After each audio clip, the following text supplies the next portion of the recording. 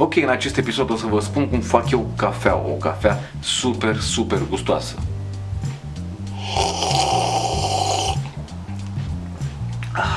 Ce bună e!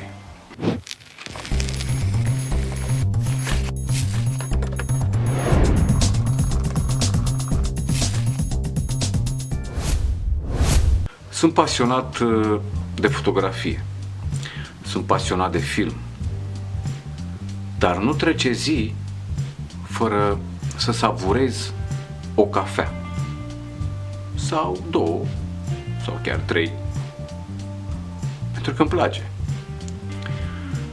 Cafeaua mi-o fac eu singur acasă și pentru că îmi place atât de mult, o să vă arăt și vouă cum să vă faceți o cafea aromată, parfumată și gustoasă la voi acasă.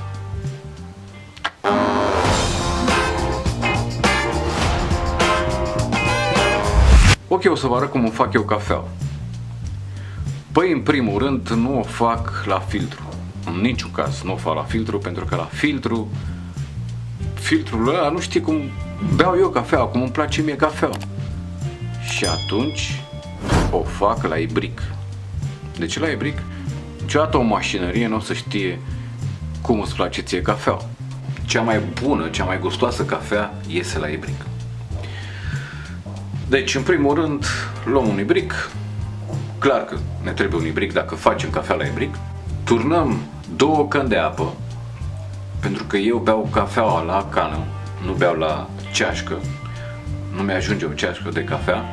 Plus că e atât de gustoasă cafeaua că o să vrei să bei mai mult. Și de ce să-mi pun de mai multe ori? Pun o cană și aia și beau până la prânz din ea.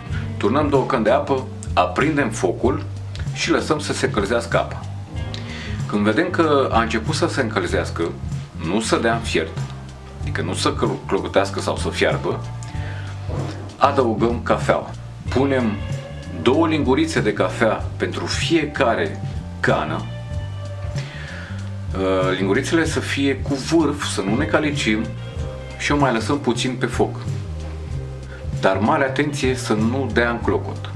Când a început ea să scoată un sunet așa că e spre fierbere, atunci luăm ibricul, cu o linguriță luăm caimac și adăugăm 4 lingurițe de caimac în cană. Ok, apoi punem ibricul la loc pe foc și până să înceapă apa să fiarbă, mai presărăm o linguriță de cafea. Ok, și așteptăm momentul în care cafeaua începe să se umfle.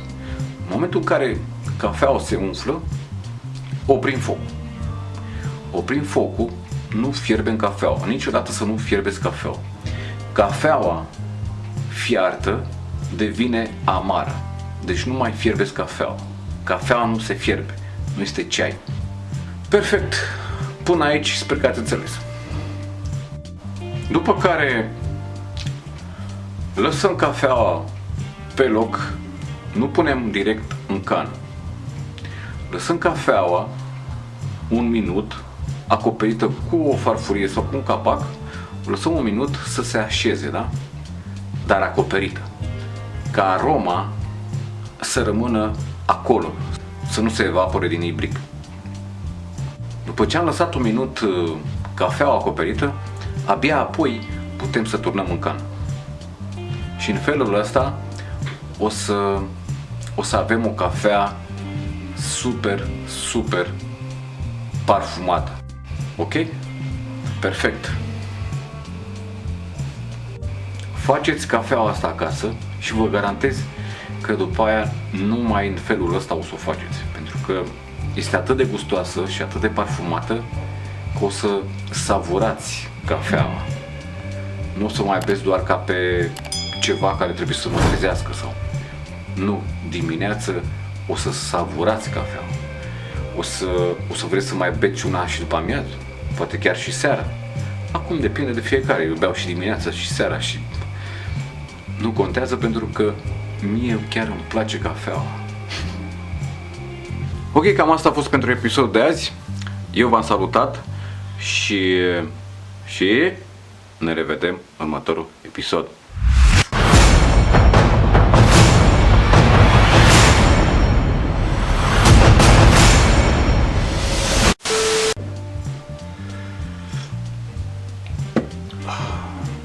E perfectă. E și aromată, și parfumată, și gustoasă. Acum sunt pregătit să încep o nouă zi.